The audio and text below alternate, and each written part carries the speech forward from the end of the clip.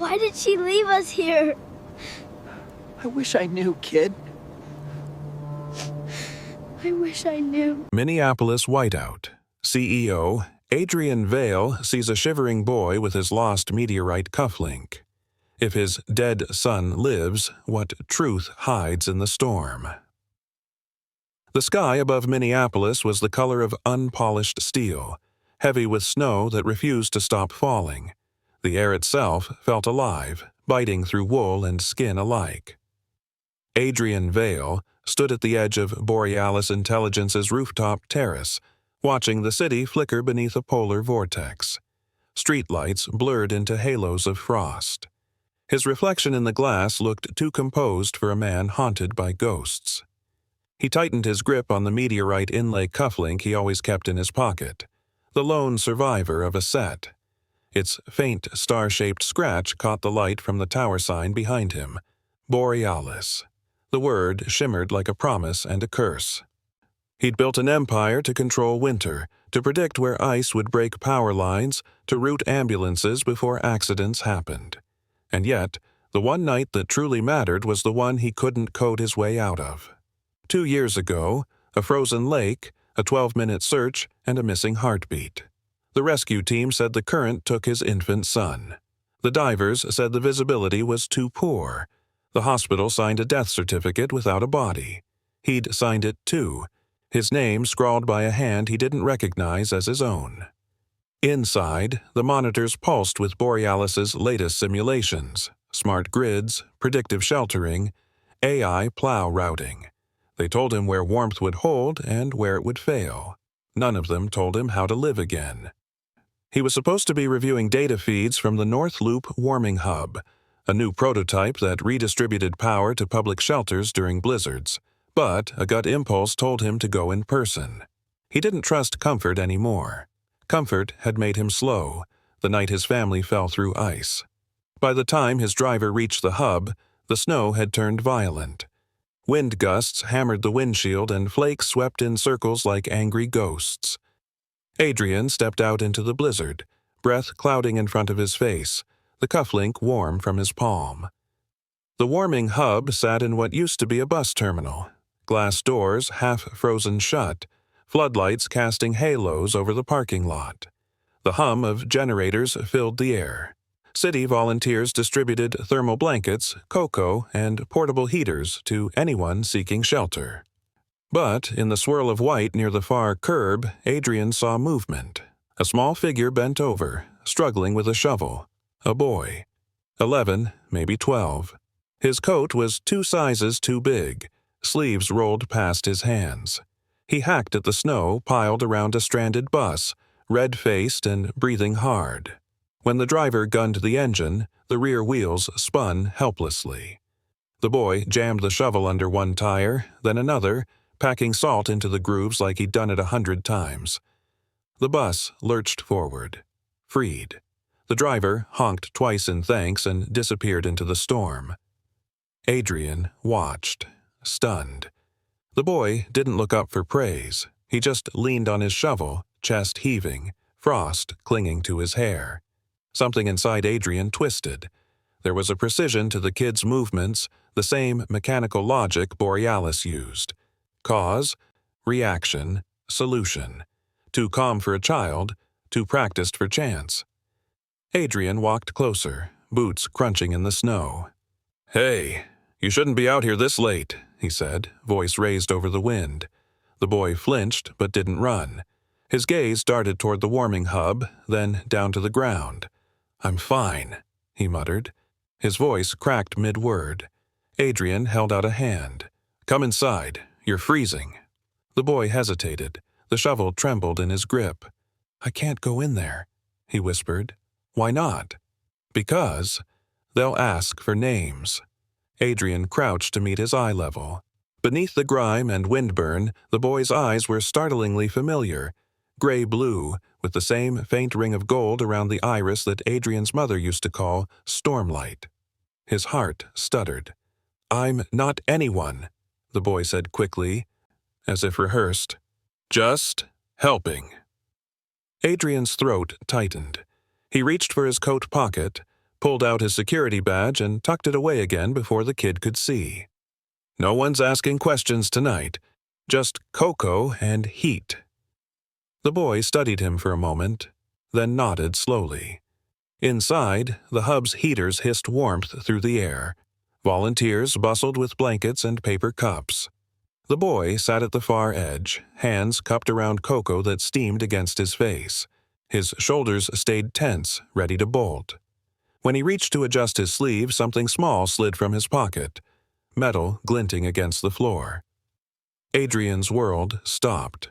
A meteorite inlay cufflink, threaded through a shoelace worn as a pendant. He bent down, fingers trembling. The inlay shimmered faintly under the overhead lights. Across its dark stone surface, there, unmistakable, a faint star-shaped scratch. The same one he'd traced countless nights, unable to sleep. The same scratch from the cufflink that vanished when the lake swallowed his son. The room blurred. The hum of the heaters vanished under the pounding in his chest. He looked at the boy again. Those eyes, that wary tilt of the head, the way he bit his lower lip when nervous. He'd seen it before. In baby photos, in mirrors. He whispered, barely breathing, "Where did you get this?" The boy froze, clutching the cup. His lips trembled. "It's mine," he said quietly. "It's the only thing I have." Adrian's pulse thundered. Every rational part of his mind screamed impossible. Every emotional part already knew. He straightened, heart caught between dread and hope. Outside, the wind howled across the frozen streets, rattling the windows like an echo of the night he'd lost everything.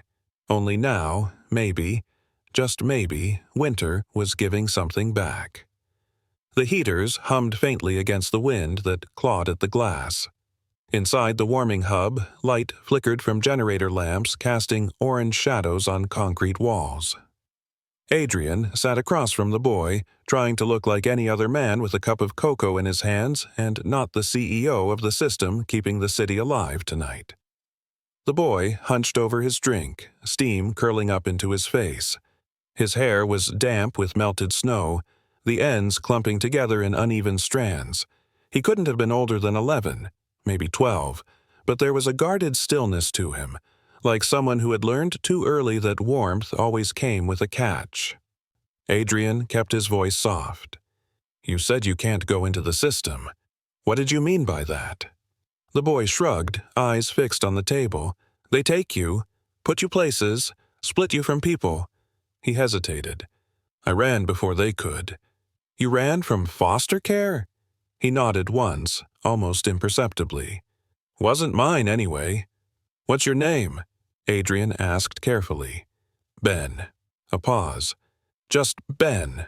No last name?" His eyes darted up sharply. "Last names get you found," he said, "and getting found isn't always good." Adrian felt the words sink into his chest like a slow, cold weight. This wasn't just a runaway. This was a child who'd learned survival by erasing himself. He reached into his coat pocket and drew out the cufflink again, the twin to the one dangling from the boy's shoelace. He set it gently on the table, letting the dull light play across its meteorite inlay. "Ben," he said quietly, "do you recognize this?" The boy's breath caught. His eyes widened. Not in fear, but confusion. "That's like mine." "Where did you get yours?" He hesitated. "Don't remember. Had it forever." "Forever's a long time." The boy looked down at his cocoa. "A man gave it to me once. Said it would help me remember where I came from. But I don't think he was right." Adrian's pulse quickened. "Do you remember what the man looked like?" "Red coat, big hood. He smelled like gasoline and cedar, maybe." The boy's voice wavered. "He said a name once, Micah, but it wasn't mine. I told him that." Adrian's throat closed. Micah, his son's name. He leaned forward, trying to steady his voice. "When was this?" The boy frowned, thinking. "A long winter ago. I don't remember all of it. I was in a van. Then it stopped near a pool with lights, and there were sirens somewhere. The man left me at a bus station. Said to keep my head down." The details matched too closely to the night of the accident.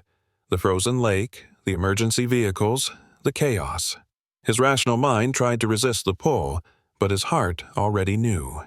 "You're safe now," Adrian said softly. "I promise." The boy's eyes flickered to the security guards by the door and back. "You work for them?" "No," Adrian said quickly. "Not them." The boy's hands shook slightly as he set the cocoa down. "Everyone says that. Then they hand you over." Adrian took a slow breath. "I'm not handing you to anyone." For a long moment, neither of them spoke.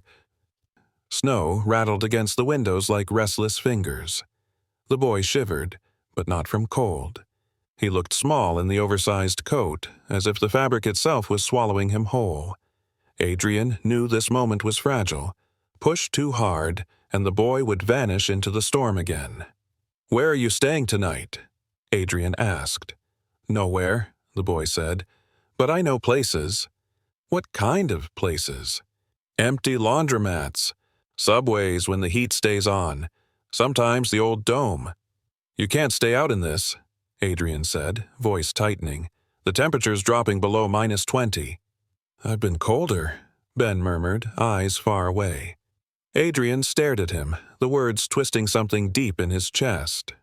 He'd spent millions building algorithms that predicted when city pipes would freeze. But he couldn't compute the quiet resilience in this boy's voice.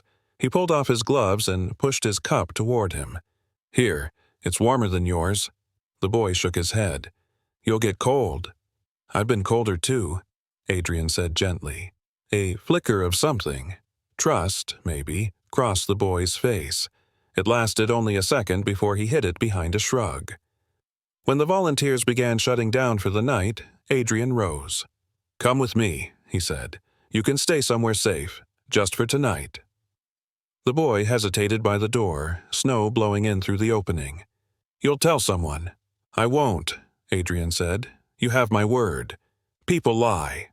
"Then watch me keep it." The boy studied him, eyes narrowing as though weighing the risk. Finally, he gave a small nod. They stepped into the storm together. The wind knifed across the street, swirling snow up to their knees. Adrian led him toward the idling SUV, its heater blasting. As they drove through the ghostly city, Adrian kept glancing at the boy in the mirror.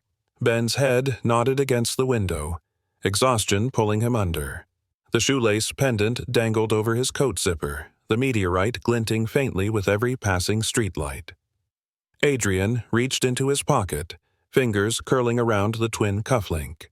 The two belonged together, just like something inside him that had been missing far too long.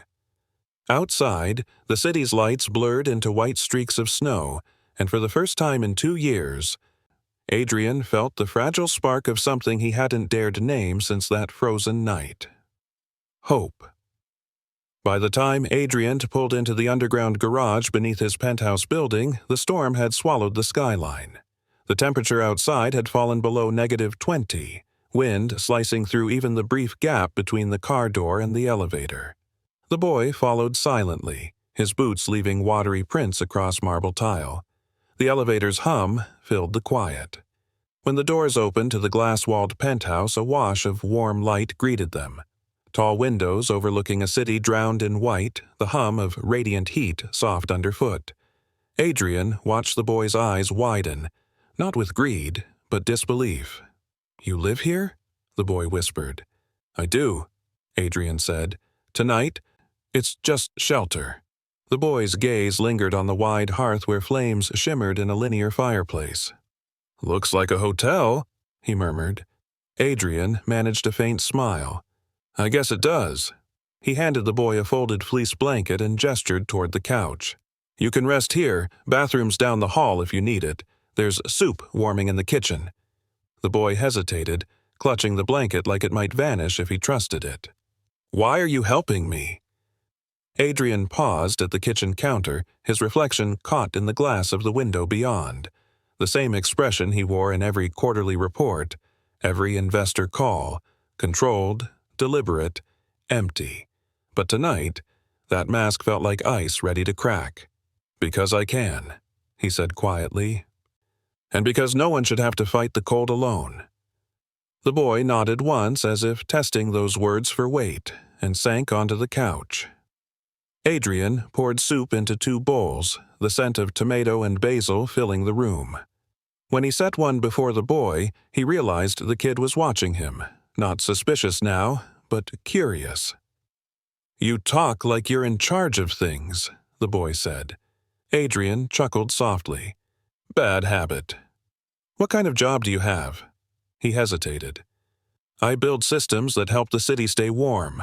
Power, heat, emergency shelters. Like a weatherman?" "Something like that," Adrian said, smiling faintly. "But instead of telling people what's coming, I try to stop it from hurting them." The boy blew on his soup, studying him. "You look tired." "I am," Adrian admitted. "Been a long winter." "Mine too," the boy said softly. They ate in silence for a while. The fireplace crackled, and outside the windows, snow fell in endless spirals. Adrian's mind wouldn't stop turning. The cufflink, the name Micah, the fragments of the boy's memory. He'd built his life on verifying data, but tonight every instinct screamed truth louder than logic. After dinner, the boy wandered toward the fireplace, holding his hands close to the warmth. His cheeks had color again, and his posture had softened. Adrian stood at a distance, afraid to disturb whatever fragile calm had settled between them. "You said you lost your other cufflink," the boy said suddenly. Adrian's pulse jumped. "Yes." The boy turned, the pendant glinting against his chest. "How long ago?" 2 years, Adrian said. "Winter night. Lake Minnetonka." The boy frowned, eyes narrowing. "That's where I used to dream I was drowning." Adrian's breath caught. The boy rubbed his arms, voice trembling. "Sometimes I'd wake up and smell pine trees and hear a watch ticking. Then, nothing." Adrian's knees felt weak. He steadied himself on the armrest. "Ben, did anyone ever tell you where you came from?" He shook his head. "People just said I was found by the park. They didn't care much after that." Adrian stepped closer, lowering himself to the boy's eye level. "Do you remember anything else? Anyone's voice?" The boy's face tensed. "There was someone who said north, like it meant something." "North," Adrian repeated, barely breathing. "Did he say it like a direction or a name?" "Like a promise," the boy whispered. The room went quiet except for the hum of the heater and the faint crackle of the fire. Adrian's heart pounded in his throat. That was the word he'd said the night he lost his son, when the ice cracked and he shouted for rescue teams to move north of the cove. North. He's north. He stared at the boy, the realization crashing over him in waves too large to contain. This was no coincidence. "Ben," Adrian said gently, "what if I told you that you look like someone I once knew?" The boy's shoulders stiffened. "People say that when they want something." "I don't want anything," Adrian said. "I just—" He stopped, unsure how to finish a sentence that could shatter both their lives. The boy turned back toward the fire, the orange glow tracing the curve of his cheek. "You ask too many questions." Adrian smiled faintly. "It's my job." He pulled out his phone, thumb hovering over a contact he hadn't used in years. A retired detective who'd handled missing persons cases before automation took over. He didn't press call yet, not tonight. The boy yawned, curling under the blanket, his face softening in the firelight. Within minutes, his breathing evened into sleep. Adrian stood there, watching, the cufflink heavy in his hand. The resemblance was undeniable now. The angle of the jaw, the faint scar near his eyebrow, the same restless habit of frowning in sleep. He moved to the window, looking out over the buried city. The blizzard still roared, but the streets below glowed faintly from borealis sensors detecting motion and life. Somewhere, his algorithms were saving strangers he'd never meet. But tonight, a stranger was saving him from a different kind of freeze, the kind inside. He whispered into the quiet, barely daring to believe it. "Micah."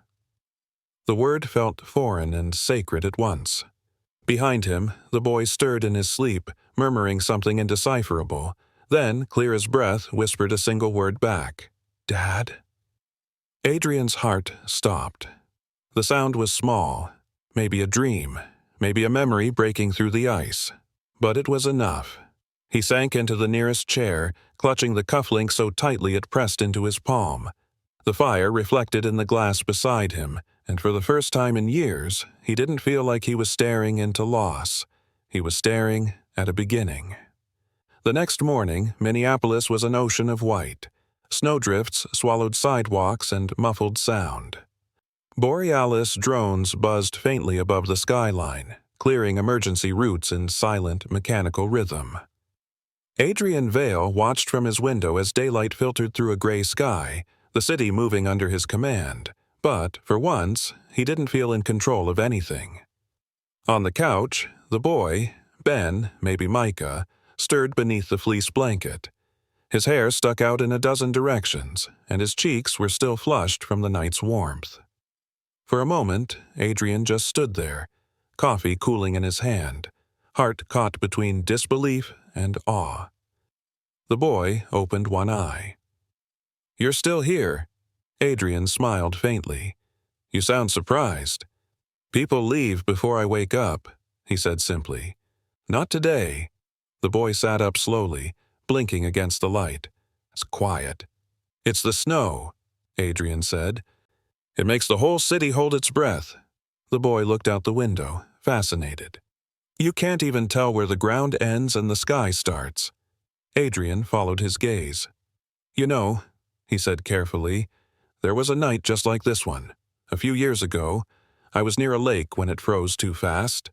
The ice cracked and—" He stopped himself, watching the boy's reaction. The child's face went pale. "A lake?" "Yes," Adrian said softly. "Minnetonka. You know it?" The boy's hand tightened around his blanket. "There was water," he whispered. "Cold. I couldn't breathe." Adrian's throat closed.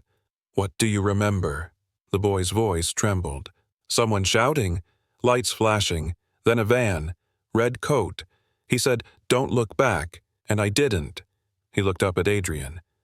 "Why would someone say that?" Adrian's hand shook so badly he set his cup down. He wanted to say because they didn't want you to see what they'd done, but he couldn't yet. Not without proof.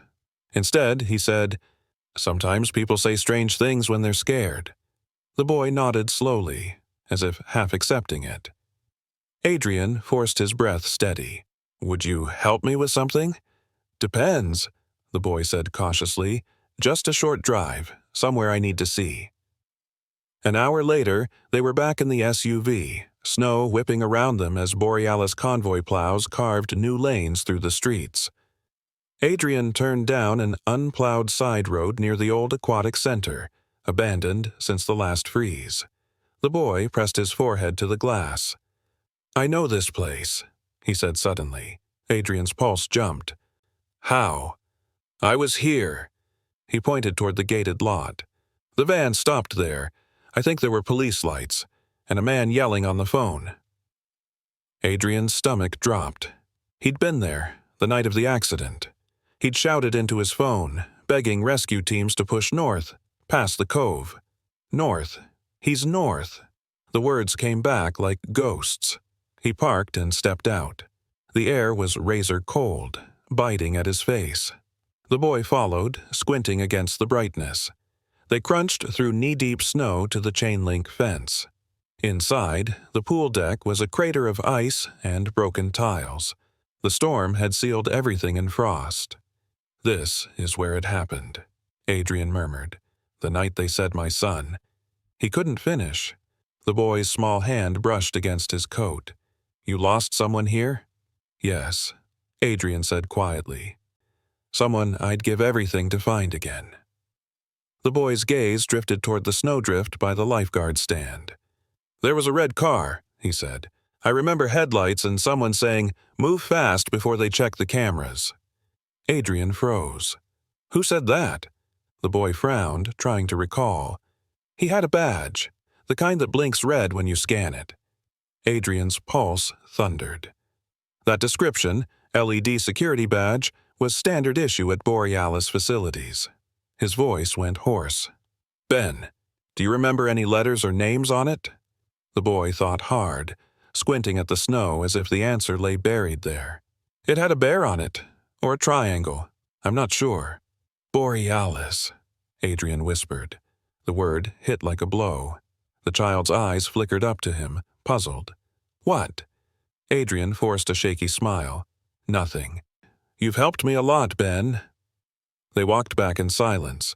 The wind screamed through the fence gaps, carrying the echo of sirens long gone. In the car, as the heater thawed their hands, the boy spoke again. "You said you build systems that keep people warm. Why would someone from your company take a kid?" Adrian looked out at the frozen skyline, guilt and fury fighting inside him. "Because, sometimes," he said slowly, "the wrong people hide inside the right systems." That night, back at the penthouse, Adrian called an old friend, Detective Ray Halperin, retired now but sharper than any algorithm. "I need a favor," Adrian said. "A body mislabel from 2 years ago. Lake Minnetonka, December. I think it wasn't my son they pulled." Ray whistled softly through the phone. "That's a hell of a thing to reopen." "Adrian." "I have reason," Adrian said. "A living reason." There was a pause. Then, "I'll dig." When Adrian hung up, he found the boy half asleep on the couch again, curled up with his shoelace pendant resting against his chin. The firelight flickered over his face, painting faint gold in his eyes. Adrian sat across from him, the matching cufflink turning warm in his palm. The meteorite glinted as though it had remembered the stars it once came from. "North," he whispered again to the silence, as if the word itself had been waiting to come home. And somewhere deep inside him, something thawed that had been frozen for years. Detective Ray Halperin's voice came through the line with the static of bad reception and old secrets. "Adrian," he said, "you sure you're ready to open this can of frostbitten worms?" Adrian sat in his office, dawn bleeding gray through the glass walls. Below, the city looked deceptively peaceful. Borealis snow rovers tracing geometric paths like living circuitry. Inside, though, his pulse was chaos. "Send me everything you have," he said. "Every report from that night. Morgue transfers, security logs, hospital records." Ray exhaled. "All right. But this one's dirty, Vale. Someone scrubbed timestamps. Twice." Adrian's throat tightened. "Meaning?" "Meaning," Ray said. "Your kid's case got rewritten. Body tagged Vale, infant male, but the file number skips 3 digits before the autopsy, then jumps back like someone copied a template. And get this, the temperature log from the morgue cooler, it doesn't match the night's readings. Someone swapped drawers." Adrian leaned back, disbelief numbing him. "Are you telling me my son's body might never have been there?" "I'm telling you," Ray said. "Someone wanted you to think it was." Adrian's fingers clenched around the meteorite cufflink in his pocket. "Who signed off?" "An outside contractor," Ray said. "Private security. Borealis subdivision. Ring any bells?" It did.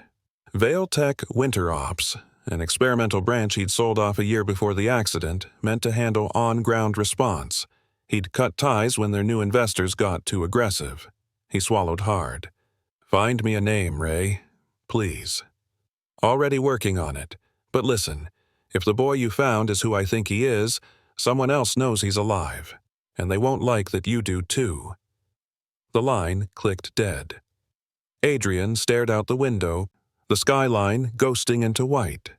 His reflection looked like a stranger. Same crisp shirt, same tie, same hollow eyes. Behind him, small footsteps padded across the hardwood. "You're up early," the boy said. Adrian turned. The kid stood there in borrowed sweatpants and one of Adrian's old hoodies, sleeves dangling past his wrists. He looked better, less wary, more curious, but still moved like someone who expected the floor to shift beneath him. "Couldn't sleep," Adrian said. "Bad dreams?" "Memories," Adrian replied. The boy nodded knowingly. "Yeah, those are worse." They shared breakfast in quiet. Pancakes Adrian burned slightly because he forgot people actually ate them. The boy didn't complain. He devoured 3 and licked syrup from his thumb, watching Adrian's every movement with the cautious fascination of someone studying weather patterns. "You work with machines that can think," the boy said suddenly. "Right?" "Kind of. They learn from what we teach them." "Then they probably think people are confusing." Adrian smiled faintly. "They'd be right." The boy looked down at his pendant. "You said last night your son was lost." "Yes." "What if he wasn't?" Adrian froze. "Why would you say that?" The boy shrugged, not meeting his eyes. "Just... sometimes I think I remember something I'm not supposed to, like voices. Someone saying, 'He's worth more alive.' Then it goes fuzzy." "Worth more alive?" Adrian repeated, his voice barely audible. The boy nodded. "Then I woke up somewhere new, with people who didn't talk much, and the man in the red coat. He took me to a doctor once, said they were checking my blood. I didn't like it."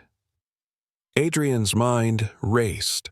A private contractor, medical tests, falsified death record. This wasn't random. Someone had taken his son for a reason. He rose from the table, pacing. "Ben, if that ever happens again, if anyone comes near you like that, you tell me, immediately." The boy frowned. "Why? What can you do?"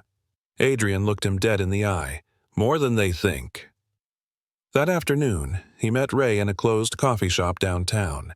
The detective slid a flash drive across the table. "You didn't get this from me." On the screen, Adrian opened a series of encrypted logs, Borealis credentials, internal timestamps, delivery receipts. And there, buried between lines of code, was a signature that froze his blood. Security contractor Harlan Drexler.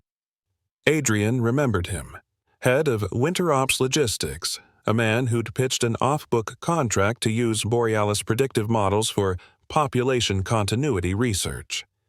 Adrian had refused. Drexler had left angry. Now his name was on the file that declared Micah Vale dead. Ray leaned forward. "You want me to keep digging?" Adrian closed the laptop. "No, I will." That night, after the boy fell asleep by the fire, Adrian accessed the company's private servers. Drexler's trail led to an active shell entity, Polar East Acquisition Partners, one of the same firms that had tried to buy Borealis last quarter. It was all connected. They'd used his own technology, his own people to fake a death and steal a child, his child, to pressure him later through corporate control. Adrian stared at the sleeping boy, heart pounding. Every ounce of his training told him to act carefully, to confirm before confronting. But the father in him was done waiting. He opened a new encrypted file titled Northlight, a blank slate for something he'd been building only in theory, a decentralized safety protocol, one that no corporation could own, no board could corrupt. Because if they'd stolen his son using his creation, he'd rebuild that creation into a weapon for good. Outside, the wind howled across the city, sweeping snow from rooftops like ghosts shedding their skins. Adrian closed his laptop and whispered into the dark, "You wanted to play with winter? Then you'll meet the storm I built." Behind him, the boy murmured softly in his sleep, something about light and home. Adrian turned toward him, the meteorite cufflink glinting faintly in his palm. "I'll bring you home for real," he said. "I swear it." Snow pressed against the penthouse windows like thick static. The entire city was under a frost advisory, and still, Adrian Vale couldn't sit still. Every line of data, every trace in the morgue logs, every flicker of the contractor's name burned through him like fire trapped in ice. He sat at his desk, staring at 2 tiny objects, the meteorite inlay cufflink that had never left his pocket, and the boy's pendant, resting on the table while the child slept in the next room. Side by side, they looked like 2 halves of a secret waiting to be completed. His phone buzzed. A message from Ray. "Got something, not on record." Minutes later, Ray's grainy face appeared on the encrypted video call. "Adrian, I went old school," the detective said. "Pulled hospital security footage that never made it to archives. The corridor outside the morgue. There's a gap.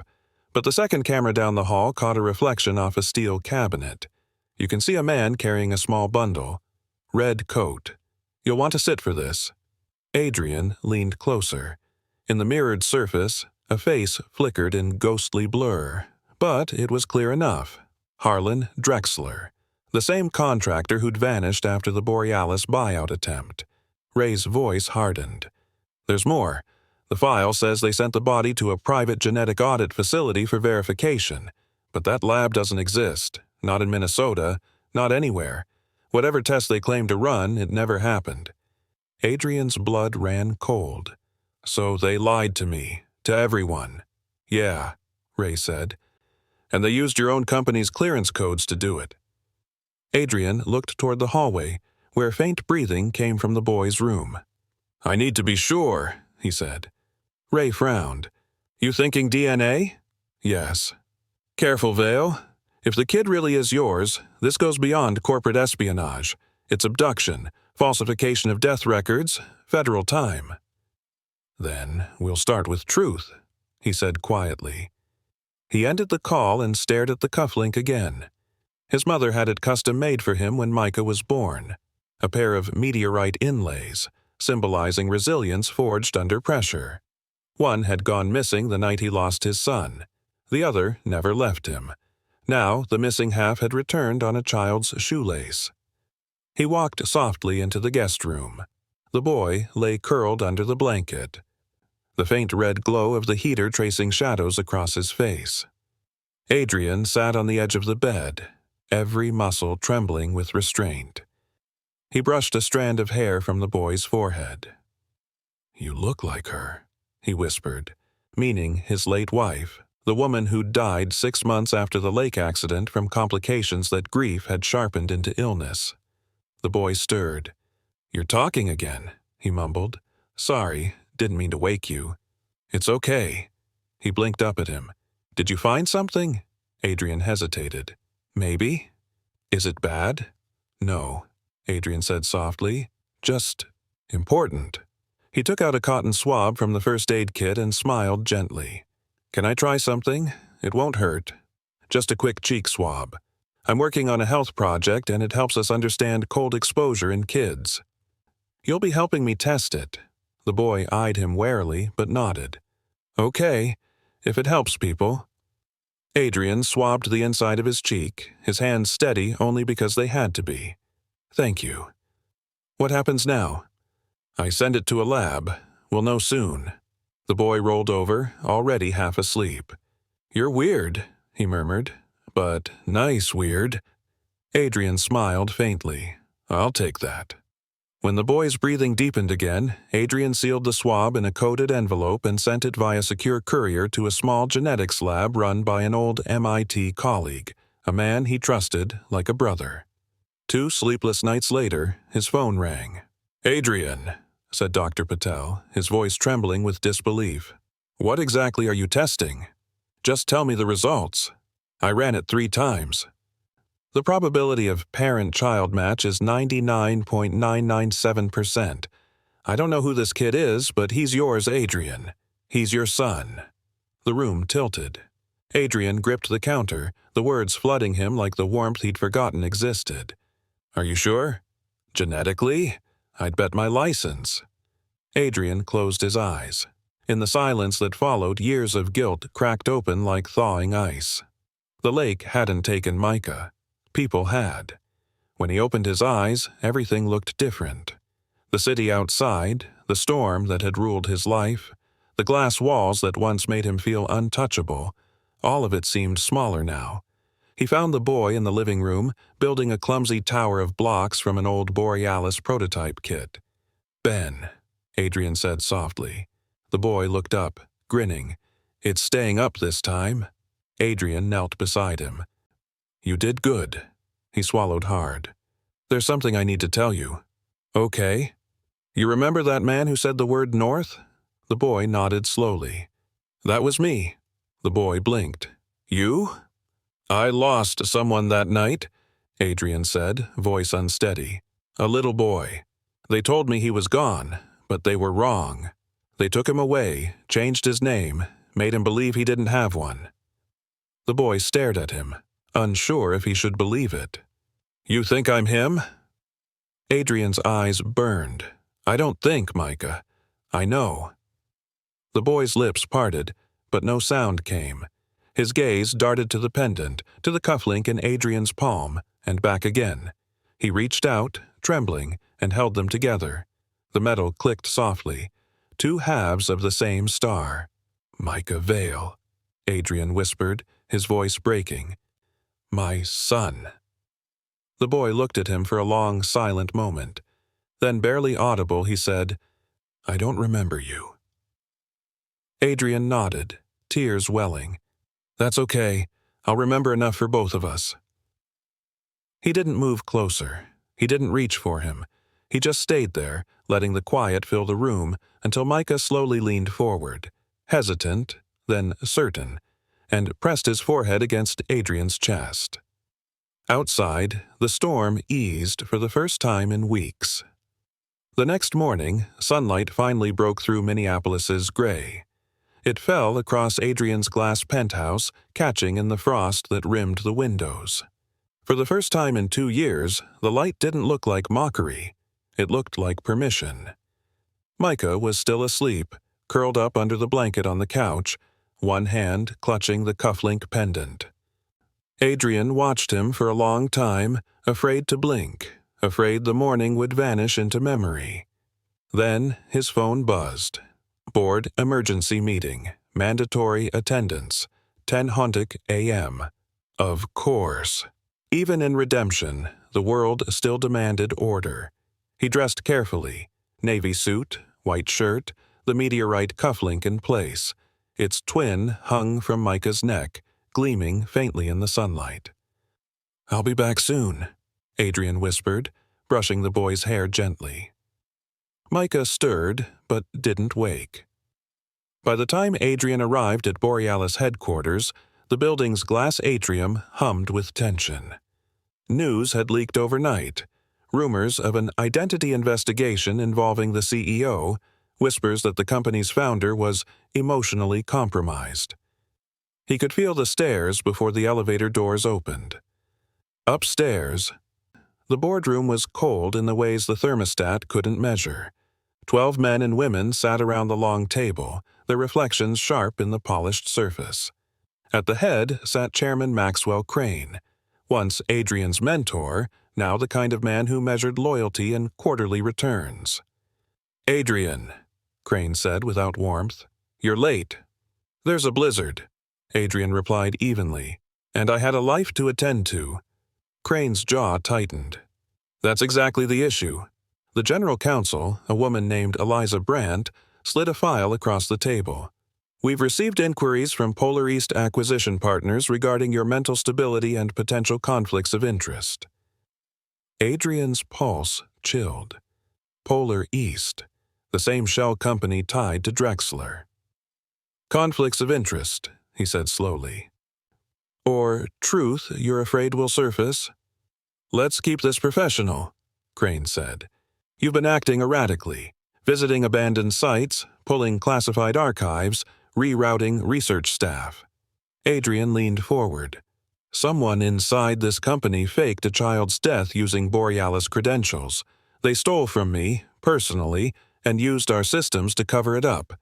If I'm erratic, it's because your partners weaponized my life's work. Murmurs broke around the table. Brandt frowned. That's a serious accusation.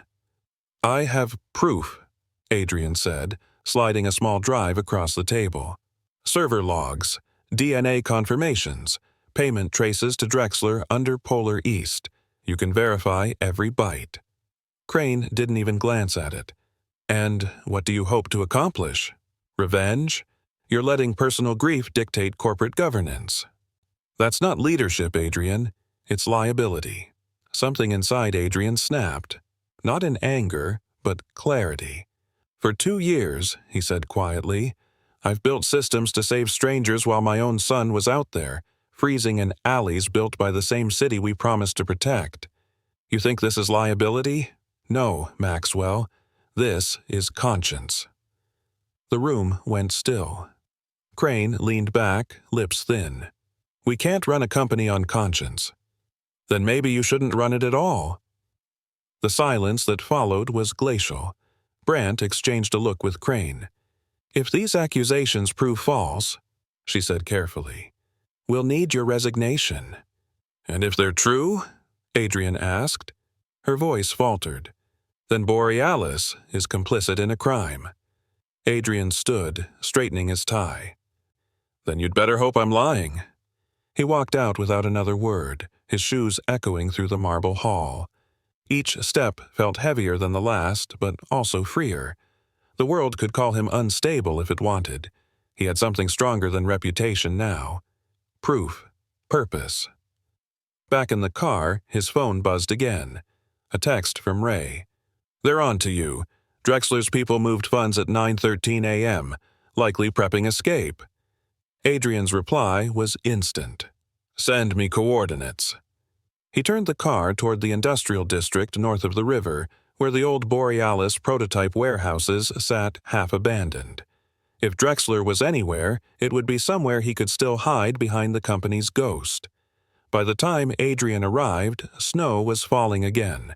Slow, deliberate flakes like frozen ash. The facility loomed in silence, its loading docks half buried. He stepped out, heart hammering. Inside, the hum of servers echoed faintly.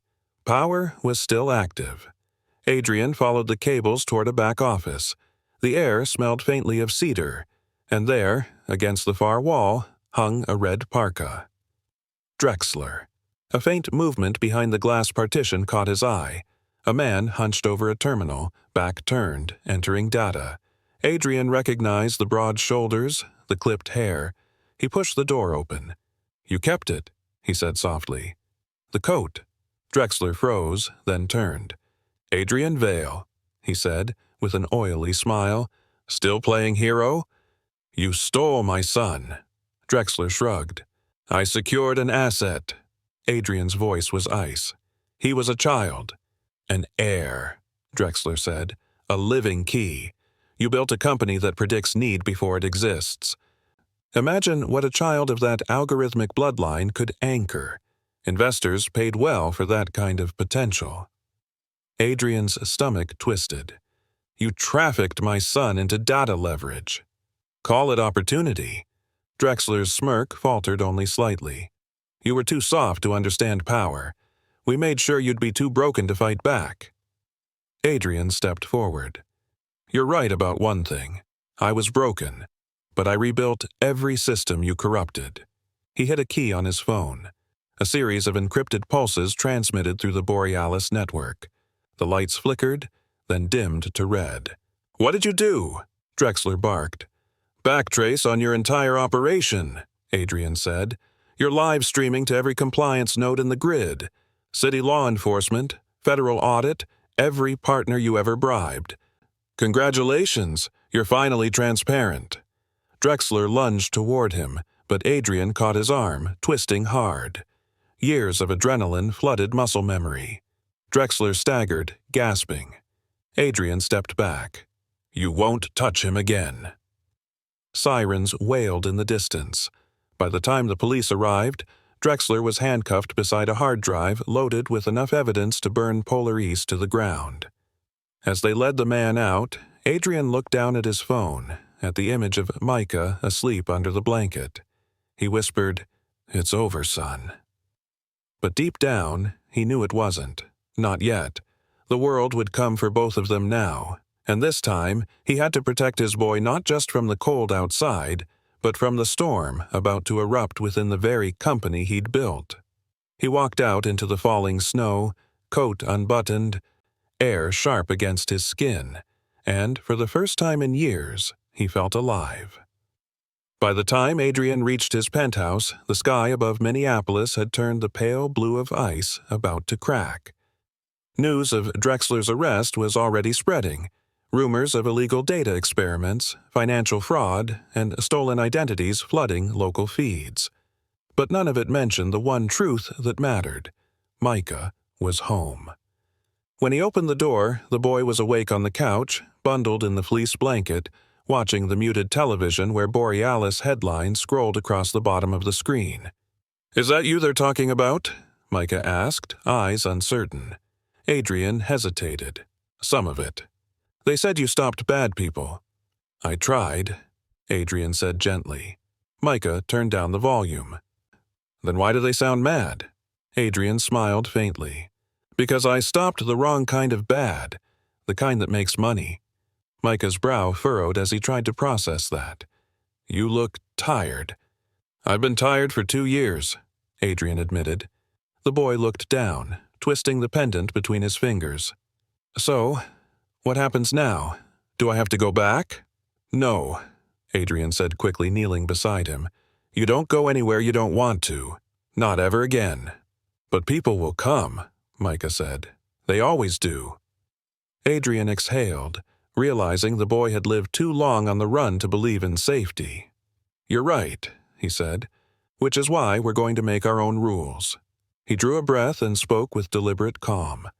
"Micah, you have 2 choices. You can stay here with me. There's space, warmth, anything you need. Or you can stay somewhere quieter for a while. I can find someone I trust to watch over you, and I'll visit every day. It's your call." Micah looked at him, searching for the trap. "Why would you let me choose?" "Because you've had every choice taken from you," Adrian said softly. "And I won't be the next person to do that." The boy's gaze drifted to the window, where frost feathered across the glass like veins of light. "I don't know if I can live here," he said. "It's too big, too clean. I wake up thinking I'll get in trouble for touching things." Adrian nodded slowly. "Then we'll find something smaller." "There's that place near the warming hub," Micah said suddenly. "The one with the orange lights and the nurse with the scarf." Adrian's eyes softened. "The duplex by the North Loop?" "Yeah." It felt normal. Adrian smiled. "Then it's yours." Micah blinked. "You mean it?" "I'll even get the nurse to check in. You'll have your own room, your own key. I'll make sure the heat never goes out." Micah frowned. "You'll come visit?" "Every day I can," Adrian said. "I'll be there when you wake up, or when you want me to be." Micah hesitated, then whispered, "Okay, but you have to promise something. Anything." "No disappearing," the boy said. "Not even for work." Adrian's throat tightened. "I promise." That afternoon, they drove together through the city, the blizzard giving way to sunlight so bright it hurt the eyes. At the duplex, the retired nurse, Mrs. Dalton, met them at the door. Gray hair, warm smile, a woman whose kindness radiated like a heater that never broke down. "You must be Micah," she said, crouching to his level. "We'll keep the cocoa warm for you here." Micah grinned shyly, then looked up at Adrian. "You'll still bring the rover parts?" "Wouldn't dream of leaving them," Adrian said. They carried boxes inside, and for a moment Adrian let himself imagine what this could be. A normal life, a home not built on panic or algorithms, but on slow mornings and quiet laughter. As he helped Micah unpack, the boy found an old snow globe from the shelf, a small Minneapolis skyline under swirling white glitter. He turned it upside down and watched the flakes fall. "It looks peaceful," he said. "It can be," Adrian said, "if people remember to take care of each other." Micah shook the globe again. "Then why don't they?" "Because they forget how much warmth costs," Adrian said softly. "But you remind me." When evening came, Adrian stayed until the lights outside dimmed to gold. Mrs. Dalton tucked Micah in, and the boy looked up at him sleepily. "You'll be okay?" he murmured. "I will," Adrian said, "because now I know what North means." The boy smiled faintly. "What does it mean?" He leaned down, pressing a hand to his son's hair. "It means home." That night, Adrian walked through the frost-bitten streets alone, scarf tight around his neck, his thoughts clear for the first time in years. He passed a bus stop where volunteers handed out blankets stamped with the Borealis logo. They nodded to him, unaware of who he was. He stopped to watch a homeless man wrap his daughter in one of the blankets. The man whispered, "We're okay, kiddo. The city still cares." Adrian felt something deep in his chest shift, a quiet certainty that the warmth he'd spent years designing in code was only a reflection of something simpler, human. When he got home, the city lights shimmered across the snow. He opened his laptop, stared at the Borealis logo, and made a decision. Tomorrow, he would propose a new initiative, one that didn't belong to shareholders or governments. Project Northlight. A network of autonomous warming pods, emergency reroute buses, and low-cost microgrids designed to protect the forgotten, funded entirely from his own stock options. No profit, no press, just light. He typed the first line of the proposal. No child should freeze while waiting to be found. Then he set his phone down beside the cufflink box, two halves finely together, and whispered, "Sleep well, Micah." Outside, snow began again, soft as forgiveness. The next morning, the Minneapolis skyline shimmered like glass dusted with frost. Sunlight reflected off the snowbanks, turning the entire city into a landscape of light. Adrian stood in the conference room of Borealis Intelligence, facing a dozen skeptical board members and half a dozen civic leaders from City Hall. Behind him, the digital wall displayed a single phrase: Project Northlight. He didn't wear the usual armor of corporate theater, no polished pitch deck, no investor language about scalability or market share. Just his voice. "Last week," he began, "our systems predicted a cold front with a 30% chance of grid failure. We mitigated it. The city stayed warm, but not everyone made it indoors." He paused, scanning the room. One child died in a laundromat boiler room trying to sleep near a vent. An elderly man froze waiting for a bus that never rerouted. We have technology powerful enough to anticipate catastrophe, but we've used it to optimize profits, not people. That ends today. The room murmured. The CFO frowned. "Adrian, this isn't a charity foundation. Borealis exists to deliver infrastructure." Adrian nodded. "And infrastructure means life. If we can predict which streets will ice over, we can also predict where human beings will need warmth. Northlight is a distributed AI protocol that deploys microheating shelters, autonomous snow rovers, and rerouted transit hubs, all linked to our existing grid system. Free access, no licensing fees, no corporate gatekeeping." Crane, the chairman, leaned forward. "And how do you plan to fund this noble experiment? Out of sentiment?" "Yes," Adrian said simply. "Out of mine." He reached into his briefcase, pulling out a signed stock transfer document. "I'm donating 15% of my personal equity to launch Northlight as a public utility trust. I'm done watching us monetize survival." The room went silent. One of the civic leaders, a woman from the mayor's office, spoke first. "You're proposing open access to the entire Borealis grid?" "Correct," Adrian said. "The system will serve anyone who needs it, regardless of income, citizenship, or zip code. Warmth is not a luxury." Crane slammed a hand on the table. "You're dismantling the company." "No," Adrian said quietly. "I'm rebuilding its purpose." He turned to the city officials. "The first Northlight nodes go live tonight across North Loop, Powderhorn, and East Phillips, areas where blackouts hit hardest.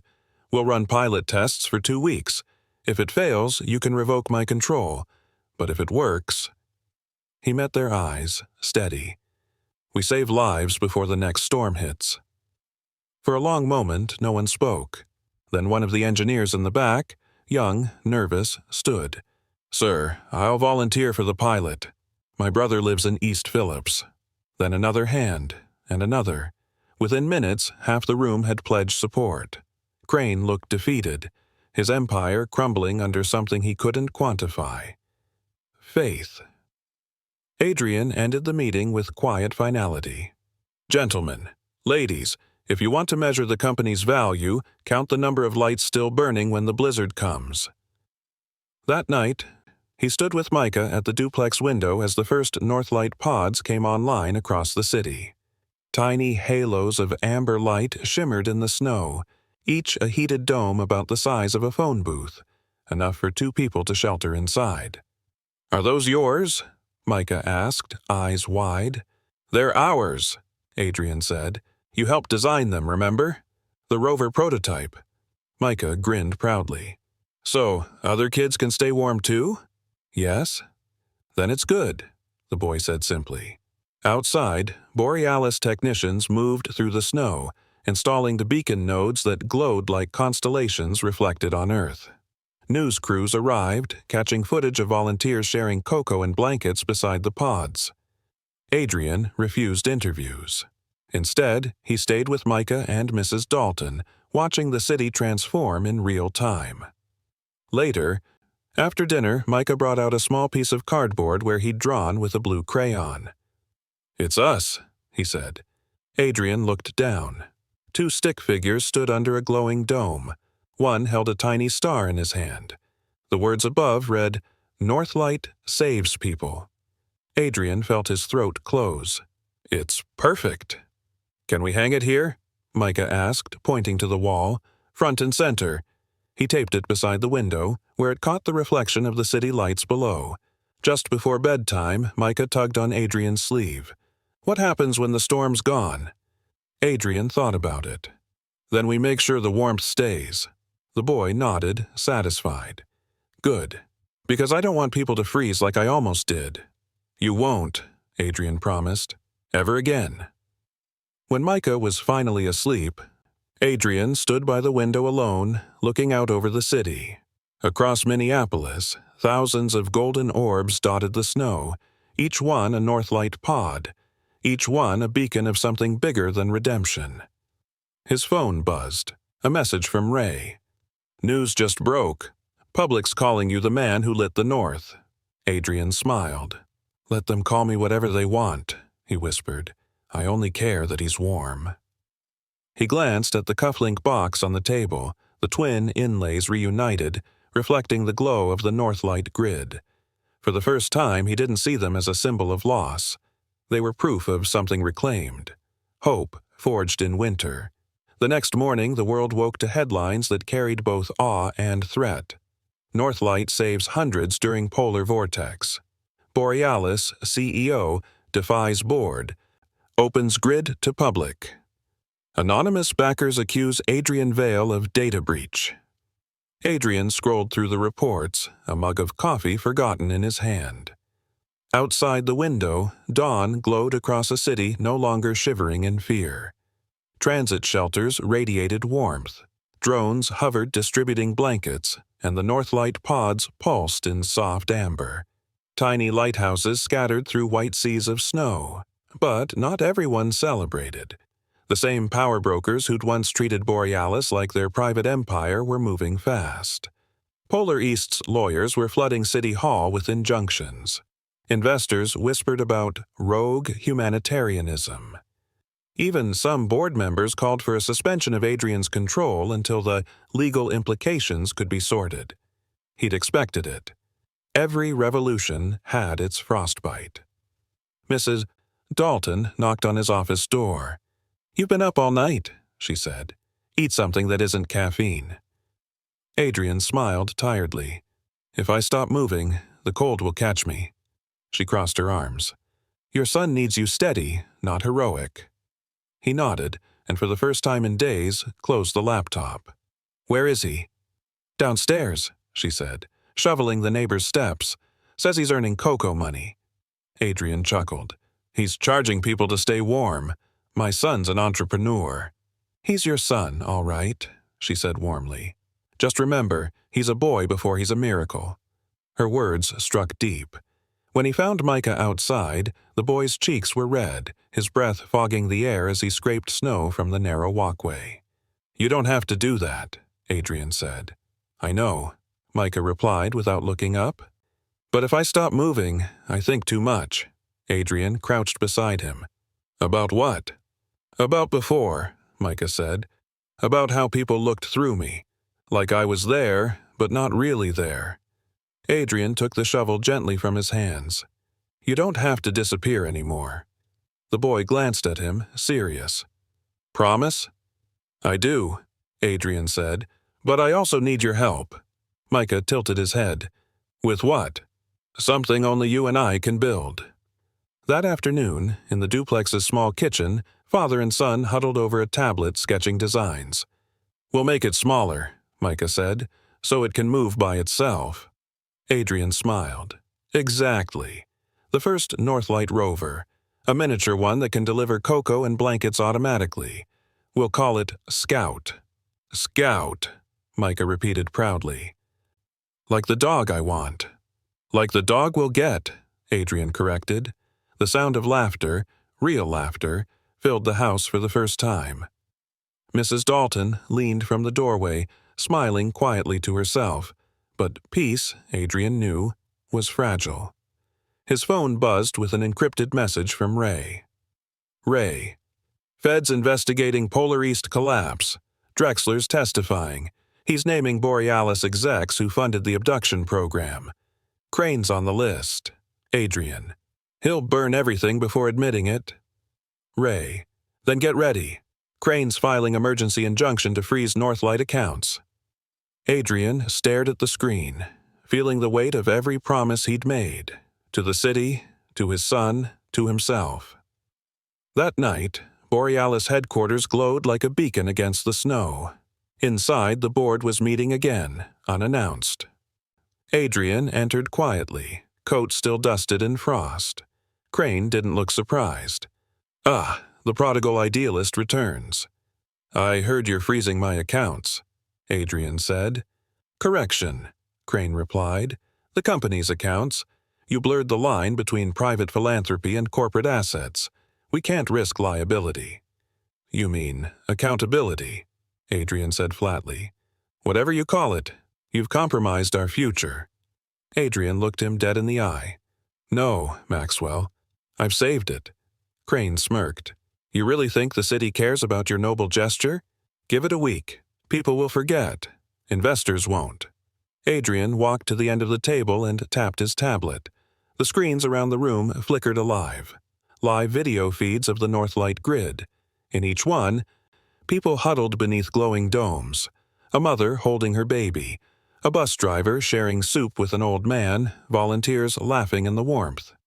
These, Adrian said, his voice steady, are the people you call liabilities.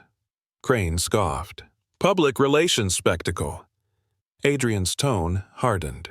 These feeds are broadcasting live to every Borealis shareholder, to every mayor who uses our grid. The world's watching who shuts the heat off first, you or me. Gasps rippled around the table. You wouldn't dare, Crane whispered. I already did. Adrian straightened. The minute you signed the injunction, I moved Borealis's failover servers to municipal control. Northlight runs independently now. You can't touch it. Crane shot up from his chair, face pale. You hijacked company property. No, Adrian said. I liberated it. The room erupted in shouts, accusations, panic, but he didn't stay to hear them. He walked out into the cold night, the doors sliding shut behind him like the closing of an era. Outside, snowflakes swirled under the streetlights. His car waited, engine idling. Micah's drawing of the two stick figures under the glowing dome sat folded in the passenger seat. He smiled, tucking it into his jacket pocket. At a red light, his phone pinged with a message from Mrs. Dalton. Micah's asleep. He asked if you'd be back before morning. Adrian typed back, Tell him the city's safe now. I'll be home soon. But as he turned toward North Loop, he noticed blue lights flashing across the sky. Police, emergency response vehicles, drones converging on the Borealis Plaza. His chest tightened. He answered a call from Ray. Talk to me. They're raiding Crane's office, Ray said breathlessly. Feds found financial links to Polar East and Drexler. Adrian, you did it. They're dismantling the network. Adrian exhaled, the tension of years dissolving like frost under sun. Then it's over. Maybe not yet, Ray said. "There's still the press, the hearings." Adrian smiled faintly. "Let them talk. I'm going home." He ended the call. Ahead, Northlight pods glowed across the snow like constellations guiding him forward. When he reached the duplex, the street was quiet. He stood for a moment, watching the light from Micah's window flicker like a heartbeat. Inside, the boy stirred as Adrian knelt beside his bed. "You came back," Micah murmured. "I told you I would," Adrian whispered. "You kept your promise." "I'll keep everyone from now on." Outside, Borealis drones drifted overhead, their soft lights blending with the stars. The world beyond those walls could rage, accuse, dissect. But here, in this small circle of warmth, Adrian had already won. A week later, Minneapolis woke to something it hadn't seen in years. Streets alive again. The Northlight pods dotted the sidewalks like embers, glowing softly even as the worst of the storm season began to fade. School buses ran on schedule. Power grids held steady, and people, for once, looked at each other instead of down at the ice. Every local station carried the same headline: Northlight saves 4,000 lives during record freeze. Reporters begged Adrian Vale for interviews, but he refused them all. His face appeared only once, at the edge of a community broadcast, standing beside a group of volunteers, his coat open to the wind as he handed out heaters to a shelter line. His words were simple. "We built this for each other. Don't forget that." At the duplex, life had shifted into a rhythm that felt almost ordinary. Mrs. Dalton made breakfast. Micah insisted on helping, pouring pancake batter too fast, laughing when it splattered across the counter. Adrian, still in his work shirt from a long night of system checks, caught himself smiling. "Stop looking at me like that," Micah teased, mouth full of pancake. "Like what?" Adrian asked. "Like you're trying to take a picture without a camera." Adrian chuckled. "Maybe I am." "Creepy," the boy said, grinning. They walked together later to a small frozen park nearby, where kids sledded down the hill and adults handed out cocoa from a folding table. Micah's eyes followed a group of children building a crooked snow fort. "Can I?" he asked, already halfway toward them. "Go," Adrian said, laughing. "I'll be right here." He watched as Micah joined the group, his movements cautious at first, then freer, rolling snowballs, stacking walls, laughing with other kids like he hadn't done since before the world took his name. Mrs. Dalton walked up beside Adrian, her scarf fluttering in the cold breeze. "He's changing," she said softly. "So am I," Adrian murmured. "You know," she said, "you don't have to be everywhere at once anymore. The city's running fine." He smiled faintly. "That's the point. It should run without me." She studied him. "And what about you, Adrian Vale? What runs you now?" He didn't answer right away. Instead, he watched Micah toss snow in the air, the sunlight catching on his laughter like shards of glass turned to gold. "That," he said finally, "he does." That night, they walked home under the faint glow of the Northlight domes, which hummed softly as they passed. Heat sensors responding to their body temperature, lighting up one by one down the block like a path meant just for them. Inside, the duplex was warm and quiet. On the table sat a letter in a thick envelope, stamped with the federal seal. Adrian knew what it was before he opened it. Notice of Federal Testimony Request. Borealis Corporate Misconduct Inquiry. He'd expected it. Crane and the remaining board members were under investigation for their partnership with Polar East. The feds wanted his statement on record. Micah looked up from his cocoa. "Is that about the bad guys?" "Yes," Adrian said. "Are they in trouble?" "They will be." Micah thought for a moment. "You're going to have to go away again?" "Not far," Adrian promised. "Just to tell the truth. After that, I'm done with boardrooms." The boy frowned. "But you're good at them." Adrian smiled softly. "I'm better at pancakes." Micah grinned. "You burn pancakes." "Exactly." They both laughed. When the day of the hearing came, the courthouse was ringed with reporters, their breath fogging in the cold. Adrian walked past them silently, coat collar high, the meteorite cufflink catching the light. Inside, the hearing room buzzed with tension. Crane sat at the far table, older somehow, eyes hollow. He avoided Adrian's gaze. Drexler, pale and handcuffed, was escorted past with agents on both sides. When it was Adrian's turn to speak, he didn't talk about betrayal or revenge. He spoke about systems. "Technology is neutral," he said clearly. "But the people who wield it are not. We built predictive models to save lives, and we let greed rewrite their purpose. My son was stolen through those systems, reduced to a code in a file. I won't let that happen to anyone else." The judge nodded solemnly. "Mr. Vale, are you proposing continued oversight of Borealis' humanitarian division?" "No, Your Honor," Adrian said. "I'm proposing we separate it completely. Northlight should belong to the public, permanently." A hush swept the room. "You would relinquish all intellectual property?" the judge asked. "Yes," Adrian said simply. "Because if it takes losing control to keep people alive, then it's not a loss." When he stepped outside afterward, cameras flashed, questions flew, but he didn't answer any of them. Instead, he pulled his scarf tighter and turned down a quiet street where a familiar voice called out, "Dad!" Micah came running, bundled in his blue coat, waving a thermos. "Mrs. Dalton said you'd be cold." Adrian crouched to meet him, laughter breaking through the exhaustion. "You're the best assistant I've ever had." "I'm not your assistant," Micah said proudly. "I'm your partner." Even better. They walked home through the snow, the city around them glowing with the warmth they'd helped build. Later that night, Adrian tucked Micah in and turned off the lamp. The boy murmured sleepily, "Hey." "Dad?" "Yeah?" "Why did you name it Northlight?" Adrian sat beside him. "Because light shows us where home is, and sometimes it's the only thing that can guide us back." Micah smiled, eyes closing. "Then it's a good name." Outside, snow began to fall again, but this time it didn't feel threatening. It was quiet, almost gentle, reminding the city that warmth wasn't the absence of cold, but the proof that someone cared enough to fight it.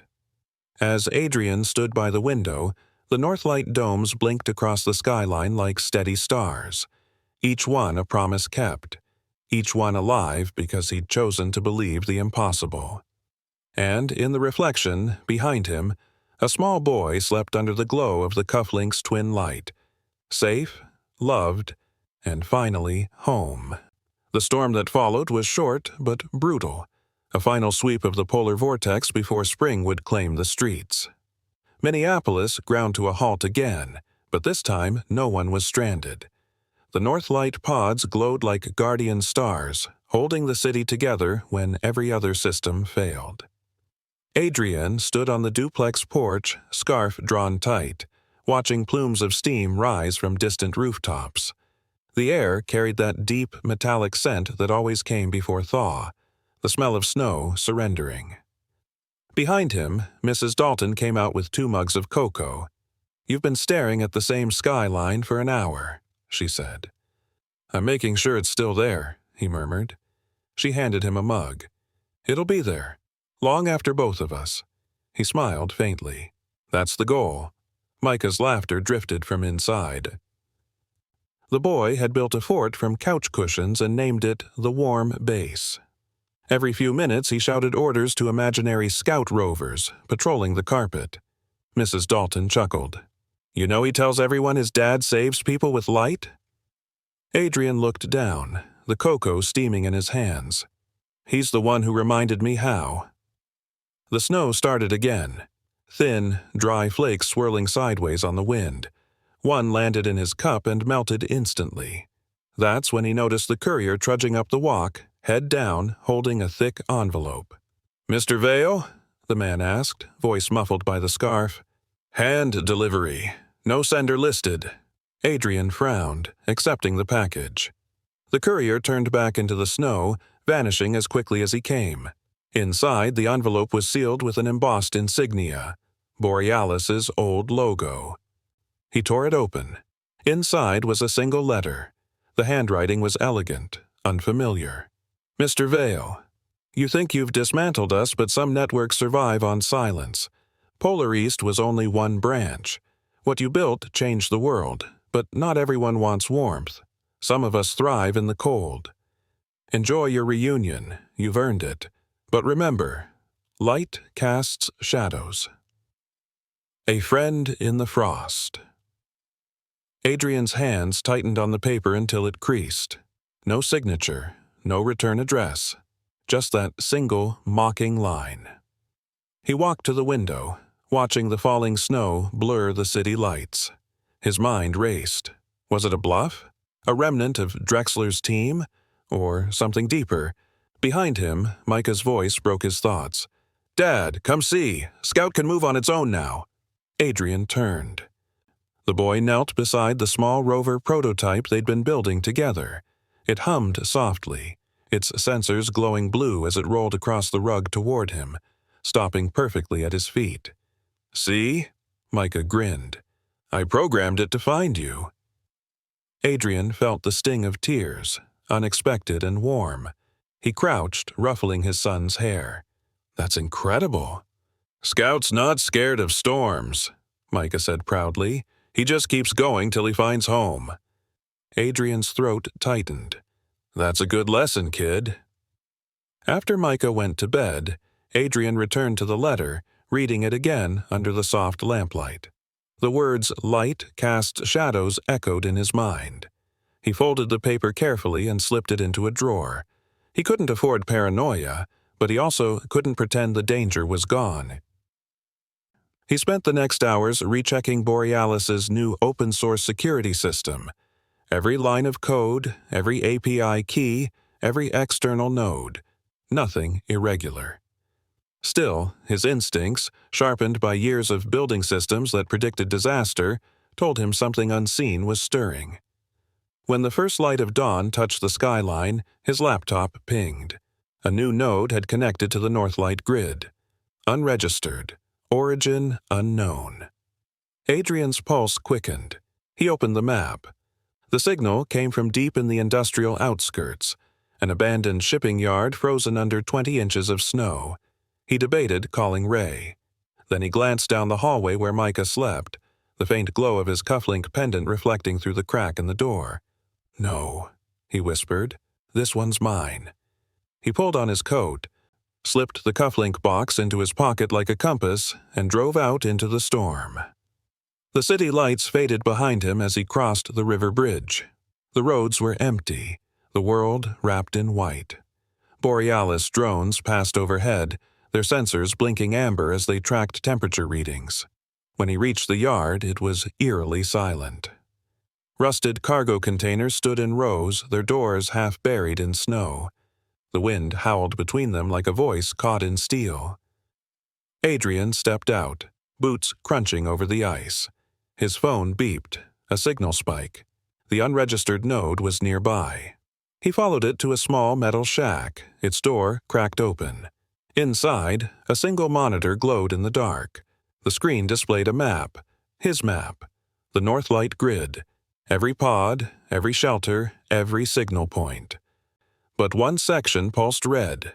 East Loop, node compromised. Adrian's breath fogged the air. Someone was trying to hijack the system again, turn the warmth into leverage, the safety net into surveillance. He shut the laptop with a snap, disconnected the power lines, and pocketed the drive. As he turned to leave, something in the corner caught his eye, a small metal tag on the wall coated in frost. He brushed it off. The engraving read, "Polaris Systems Test Lab, property of Northgrid." Northgrid, his oldest rival company. The ones who'd tried to buy Borealis twice and, when he refused, built knockoff versions of his software overseas. A new chill settled into his chest. This wasn't over. It had just changed shape. Outside, the snow was easing. In the distance, The faint orange glow of the city's Northlight domes shimmered against the horizon, steady and alive. He took one last look at the tag, then whispered to the wind, "If you want to live in the frost, you'll find out what light can do." Back at the duplex, Micah woke to find a note on the kitchen table. Went to check a node, back before breakfast. Dad. Next to it sat the little rover, Scout, its light blinking patiently, ready to guide him if the storm rose again. And above the city, the dawn spread like a promise through the snow, fragile, defiant, unstoppable. By the time Adrian returned from the shipping yard, the first light of morning had melted the snow into a soft haze. The air carried that thin scent of thaw and salt from the plows. He parked quietly outside the duplex, watching faint curls of smoke rise from Mrs. Dalton's chimney. Inside, Micah was still in his pajamas, crouched beside Scout, feeding the little rover scraps of paper with scribbles. When Adrian entered, Micah looked up, startled. "You were gone." "I left a note," Adrian said gently, setting his gloves on the counter. "Had to fix something for work." "You said you'd be here when I woke up." The words cut deeper than any accusation. Adrian knelt down so they were eye to eye. "You're right. I broke my promise. I won't again." Micah studied him, searching his face for truth. "Was it dangerous?" Adrian hesitated. "It could have been, but it's okay now." Micah frowned, then held out the cufflink pendant that hung from his neck. "Mom used to say you can't protect people if you hide things from them. I remember that now." Adrian froze, the room suddenly still. "You remember your mom?" The boy nodded slowly. "Her laugh. Her hand smelled like cedar, and she used to hum when it snowed." Adrian's chest tightened painfully. "She did. Every winter." He sat beside him, the silence between them soft but full. "You know, when I lost you both, I stopped hearing that sound. Everything just went quiet." Micah leaned against him. "It's not quiet now." Adrian smiled faintly. "No, it's not." He pulled out the small hard drive from his coat pocket and set it on the table. "There's something I need your help with again. One last project." Micah grinned. "Better than homework?" "Way better," Adrian said. "We're going to make sure no one can ever turn off the Northlight again." Together, they opened the laptop. Adrian explained in simple terms how the Northlight grid worked like a constellation, each pod shining on its own but connected through invisible code. "If one light fails," he said, "the others find it. They send warmth and signal until it glows again." "Like stars helping each other," Micah said. "Exactly. We're going to give them something even better: trust." Over the next few days, father and son coded side by side. Adrian taught him logic loops, energy algorithms, how to make the rover talk to the network. Micah renamed their final module the Constellation Protocol. It allowed every Northlight pod to verify its neighbors without a central authority. No single company, no one person could shut them down.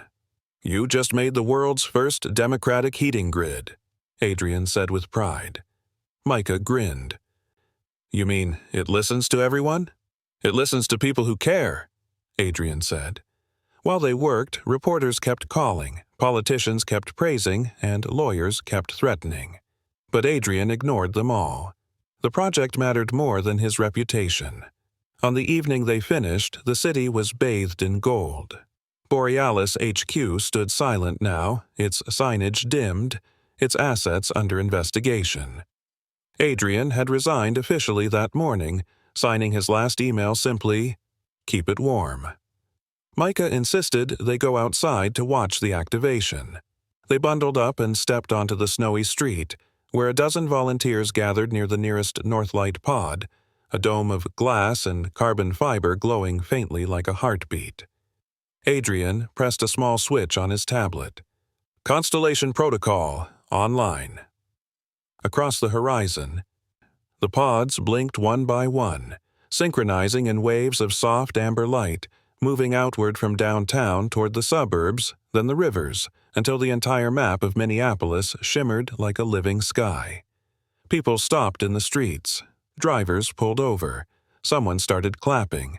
Another person wept quietly, whispering, "We don't have to be cold anymore." Micah tugged on Adrian's sleeve. "Dad, look! They're talking to each other." Adrian smiled, tears freezing on his lashes. "They are, just like we are." At that moment, the little Rover Scout rolled forward, sensors blinking as it emitted a tiny, cheerful beep. It sent a signal of its own, pinging the network, marking itself as Node 00001, home base. Micah laughed, clapping his mittened hands. "Scout's part of it, too." "Of course he is," Adrian said. "He's our first citizen." The crowd laughed with them, and for once laughter didn't echo off empty buildings. It stayed, warm and human. Hours later, after the celebration died down, they walked home through streets that glowed with shared light. Micah's eyes drooped with exhaustion, his hand gripping Adrian's tightly. "You think it'll always work?" the boy asked sleepily. Adrian looked up at the endless sky, faint stars visible between drifting clouds. "As long as people remember what warmth feels like." When they reached the duplex, he tucked Micah into bed. The boy mumbled, "You know what's weird?" "What's that?" "You made all these lights for everyone, but I think you're the one who needed them most." Adrian froze, smiling through tears. "Maybe you're right." Micah opened one eye, grinning. "Good thing I found you, huh?" "You didn't find me," Adrian whispered, brushing a strand of hair from his son's forehead. "You brought me back." Outside, the Northlight domes blinked across the horizon like stars that had finally found each other again. And for the first time since that night on the frozen lake, Adrian didn't see ice when he closed his eyes. He saw constellations, tiny suns stitched across a city that remembered what warmth meant. He whispered into the quiet, "We're home, son." The thaw came quietly that year. By mid-March, the rivers began to move again, creaking under the slow melt. Icicles fell from the eaves like bells. The city that had once measured survival in degrees below zero now measured it in lights that never went dark. On a Saturday morning, Adrian and Micah stood at the edge of Lake Minnetonka, the same lake that had once swallowed everything he loved. The snow had retreated to patches, revealing earth still cold but alive. Micah tossed a small pebble into the water. "You said this is where it happened," he whispered. Adrian nodded. "Where I lost you. Where I thought I did." Micah looked up at him. "Do you still hate it?" For a long moment, Adrian watched the ripples widening across the surface. "I did," he said. "But hate's just a kind of waiting. It keeps you frozen. Now I think it's just where the story began." He knelt beside his son and pulled a small box from his coat pocket, the same velvet case that once held a single cufflink. Inside were two new ones, identical in shape but etched with a constellation pattern connecting tiny dots. Micah's eyes widened. "Are those for us?" "They are," Adrian said, fastening one to his shirt cuff. "One for you when you're older. I had them made from the same meteorite. They'll always match, no matter how far apart we are." The boy traced the engraved lines with his thumb. "It's like the map on the computer." "The Northlight map," Adrian said. "A constellation of people who decided not to look away." Micah smiled, tucking the box into his pocket. "Can I tell my friends that my dad built the stars?" Adrian laughed, the sound carried by the wind. "You can tell them we built them together." They walked the shoreline until noon, the wind sharp but forgiving. For the first time, the place didn't feel like a grave. It felt like ground reclaimed. That evening, they attended a community event downtown, the Northlight Anniversary Ceremony. The city had turned it into a celebration of unity. Music, lights, stories of survival. Screens projected live data from the network. Energy levels, shelter usage, volunteer hours. The numbers scrolled upward like heartbeat lines. Mayor Alston spoke briefly from the stage. "When the storm came, we didn't just survive it, We changed because of it. Borealis was once a company. Now it's a covenant. And we owe that to one man who refused to let loss be the end of his design." The crowd turned as Adrian stepped up, Micah's small hand in his. Applause thundered, echoing against the frost-dusted glass of City Hall. He waited until it faded, then spoke quietly, his voice carrying in the hush. "I used to think control could keep us safe," he said. "That if I predicted every failure, no one I loved would be hurt again. But life isn't code. You can't debug grief. You can only build something out of it that helps someone else." He glanced down at Micah, who watched him with quiet pride. "I lost my way because I forgot what warmth really means. It isn't data or design, it's time. Time spent with the people who remind you why light matters in the first place." He paused, emotion thick in his throat. "The North Light belongs to all of you now. Keep it honest. Keep it human. And if someday you see a child alone in the snow, don't walk past him. That's where my story started. Let yours start with stopping." The applause rose again, not roaring, but steady, like the pulse of the grid itself. Later, after the ceremony, volunteers led the crowd to the river bridge where the first Northlight pod had been installed. At exactly 9 p.m., they dimmed the city lights for a single minute. Then, one by one, every dome, shelter, and beacon flared to life, tens of thousands of golden spheres reflecting across the water, a living constellation of warmth stretching for miles. Micah leaned against his father, eyes wide. "It looks like the sky fell down." Adrian wrapped an arm around him. "Maybe it just came closer so we wouldn't feel alone." The boy smiled. "You think Mom can see it?" Adrian's gaze lifted to the stars mirrored in the river. "I think she's part of it." The wind softened. Music drifted from the crowd, a local choir singing an old winter hymn. People wept openly, strangers holding hands. And, somewhere among them, unseen, Mrs. Dalton smiled through her tears. Ray Halperin stood near the edge, hands in his coat pockets, nodding once at Adrian from a distance, a silent salute between men who had finally outrun the cold. When the lights steadied, Micah tugged at his father's sleeve. "Can we go home now?" "Home," Adrian repeated, tasting the word like something sacred. "Yeah, let's go home." As they walked away, the lake behind them shimmered with mirrored constellations. The air was still freezing, the night long, but the frost no longer frightened anyone. The North Light pulsed on every street, every roof, every alley, reminding the city what it meant to endure together. Inside the duplex, Scout waited by the door, its sensor light blinking softly. Micah knelt to pat it. "You kept watch, huh?" Adrian smiled, hanging his coat. "We all did." He watched his son climb into bed, the faint glow of the cufflink pendant casting a golden arc across the wall. Outside, the hum of the Northlight grid blended with the sigh of wind over the thawing streets. For the first time in years, winter felt complete. No longer an enemy to fight, but a memory to honor. Adrian turned off the lamp and whispered, "Sleep, Micah. The lights will keep us." And outside, under the vast Midwestern sky, thousands of quiet domes flickered like stars come home to Earth, each one proof that even in the coldest places, warmth could be rebuilt and love could learn to live again.